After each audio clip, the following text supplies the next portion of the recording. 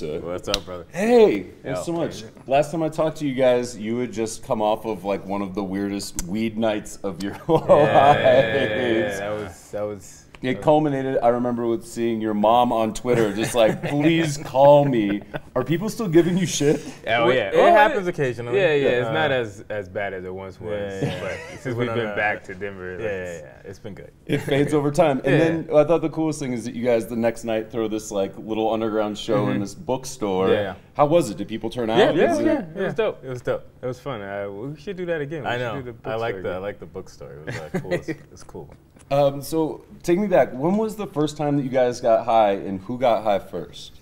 First time we got high, or first time we tried to get stoned was in college, and I don't think either of us. We didn't succeed. We got we went outside to smoke this little roach, and it was just terrible weed. So we went back into our dorm and tried to smoke it, but then the sensor went off. So we got oh no! The authorities came immediately, and thank God you weren't high. No, we weren't high. We tried to smoke a joint, but it was too wet outside. So we're like, all right, we're gonna go back into the place. And we're like, all right, we can't smoke a joint here. So we tried to create our own bong using a water bottle and whatever other piece of material we had. It was just it was a disaster. Like MacGyver piece. And then as the cop was coming up, we tried to like get rid of the evidence, but he knew that we were trying to smoke, and it was just we almost got kicked off campus. Then I had to like explain to my law school why this was on my record. It just became ugly. My first encounter with weed was very negative, and I should have stayed at that moment. I should have stayed away from it. We had no reason to do it. I don't know. I mean, I guess I've been listening to Bone Thugs and Harmony my entire life, and they always talk about smoking weed. Right. So like, oh man, it'd be a fun experience. Yeah, that's definitely in their wheelhouse. Yeah, it was nothing like how Bone Thugs and Harmony. Which came first? Was it philosophy or weed? Because I know you guys are very into philosophy. Philosophy came first.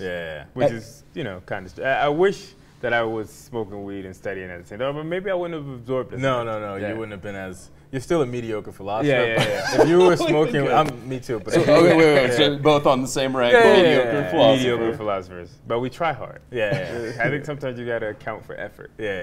Who's the first philosopher that you read and was like, oh, this is for me? Plato was the first philosopher I read. I read the Apology, and I was like, oh, this is dope. I don't care much for Plato now, but I actually fundamentally disagree with Plato now. Like hardcore, but it's fun. It's fun to track like how I started being so like enamored with Plato and Socrates, and now like they're now knowing that their beliefs are just like fundamentally very pernicious to the development of human thought. But it's kind of the opposite relationship that you had with weed. We started out terrible. Now ostensibly you like it, right? That's true. That's an inverse relationship. That's very much true.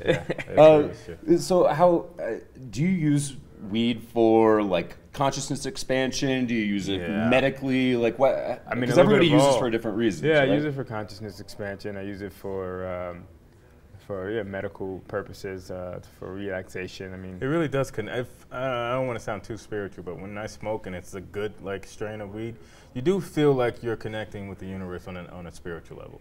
I don't know how it is for everyone else, but you just feel a certain out of body experience. And now I've learned to sort of like temper the moments when it's like too crazy. Now I don't drink anymore. Like I've cut back on everything else, and now when it's like a marijuana moment, I make it a marijuana moment. You have to treat it that way. You have to treat it that way. Sometimes you can overdo it and overindulge, and you don't get the same high. But I think if you could treat it more with some sort of dignity and don't smoke as much. Like we're not smoking as much now, so like the highs are a lot better, I believe. The magnitude is a lot better. How does your mom feel about you guys being very open about your pot use? She, at first, she was a little perturbed by it because she's not into drugs, and she thought that it was a gateway drug, and she was kind of right. I mean, she was right. I was using other drugs, not because of weed, but it introduced me to other drugs. But I think because we're doing it more responsibly now, she's comfortable with us talking about it. But now that it's being like more accepted,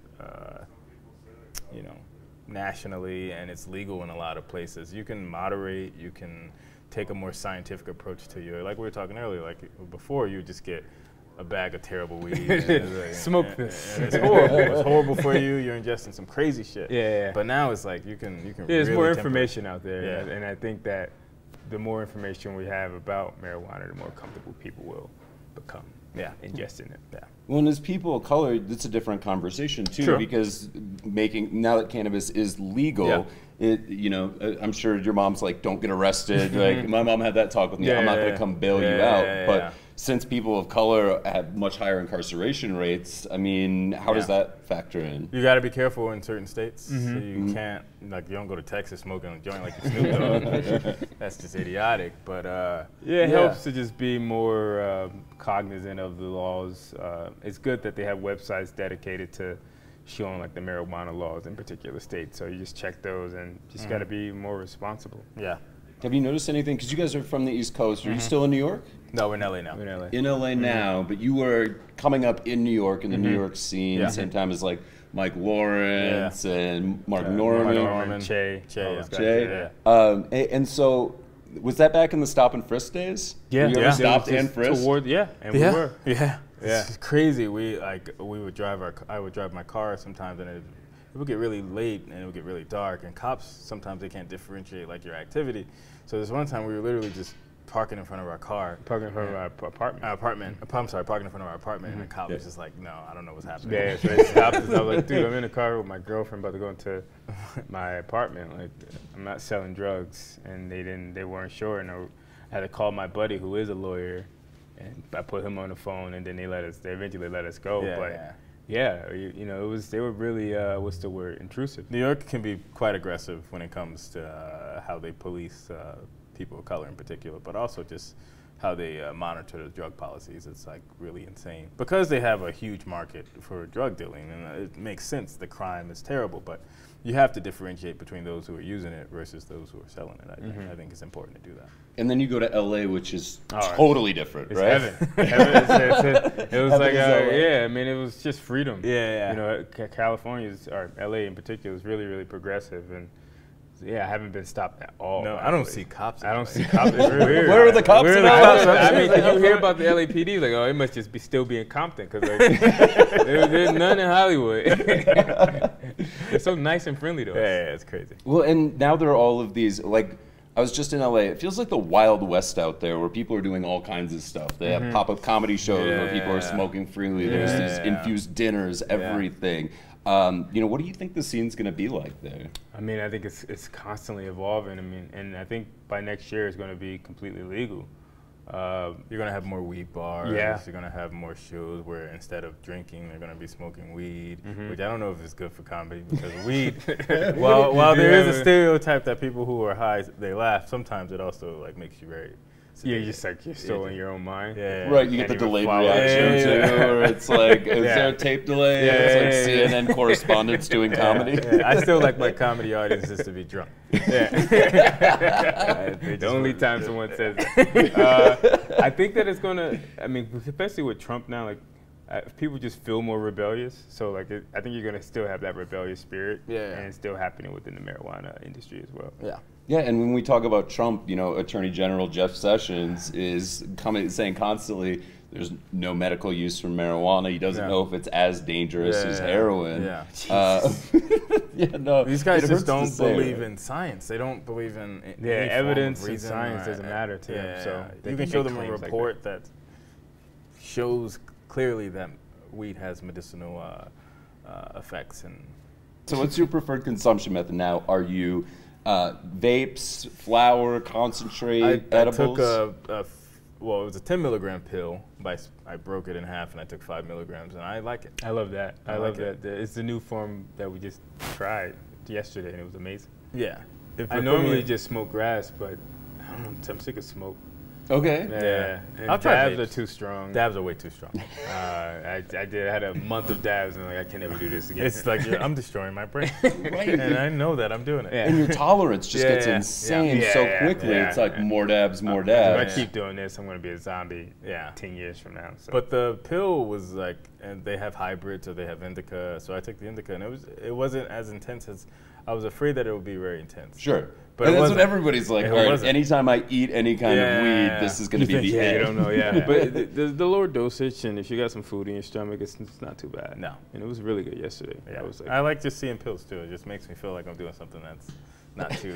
It's I like weird to seeing see pills. It's weird to see weed in like pill form. It's just like, what? This is It's weed, amazing. though. It's But you crazy. feel like this is controlled. They've done Totally their controlled. feels Yeah. more work on control. it. You don't have Yeah. to worry about the smoke. You don't have to worry about like the high concentration of dabbing. So Yeah. it seems like that's the route we're gonna go. But who knows? Yeah, I like Some combination of all of it, but it's not being too overindulgent. Yeah. What do people bring you? Because I'm sure that people like are like, all right, you're known as Everything. the weed guys. Yeah, it sucks. It sucks. He's like, It man, I sucks? don't. It's great. In But theory, the it's expectation great. is that we want to smoke all the time. Yeah, It's like, yeah, come on, guys. Yeah, let's not- like if we. What if would you we- rather people bring you? I don't know. Like a cookies. book, some Cookies. cookies. Cookies and books. Or political pins. political pins. Pins. Yeah, Oh, yeah, what'd you guys pick out? Oh, I What picked, are So I collect these political pins. I bought President-elect Ronald Reagan because He's looking California as fuck. Yeah, I know there. he's looking California as fuck. Yeah. And then I got the Clinton Gore, re-elect Clinton and Gore. And I got MacArthur and Wallace. I already have a Wallace one, but I like It looks like very similar to the Yeah. Goldwater. They're like, all right, let's just kind of move this Everybody down. shows The and Republicans really. Yeah, they're not. keep it consistent. Law and order. What do you guys have coming up? Where can people find you? You're here at Comedy Works. We're doing Comedy Works for the weekend. So we got the shows Thursday, Friday, and Saturday. But we'll be in Toronto just for Last festival. Be in JFL. Syracuse. Yeah, we're in Syracuse, and then we got North Carolina. Like we're all going to be all over. We're doing Portland. Portland, yeah. And we're writing a book. So What's the Yeah. book? The book is a philosophical memoir about our lives. Yeah. and we're also like talking about the history of Newark, New Jersey. That's where we Yeah. were born. So, Okay, so the history of Newark meets philosophy. yeah. Meets a memoir about Meets our a- lives. Yeah. And will there be any weed in there? Oh, yeah. Will we- the Denver story be in there? The Denver I think we story. wrote that there. We Yeah, have it's to in throw there. it in It there. has We to have be to in throw there. it in there. Awesome. Thank you guys Yeah. so much. I Thank really you. appreciate it. Yes, This is super. fun. Yes. Thank you for the pins. You good? Yeah, you did. Awesome.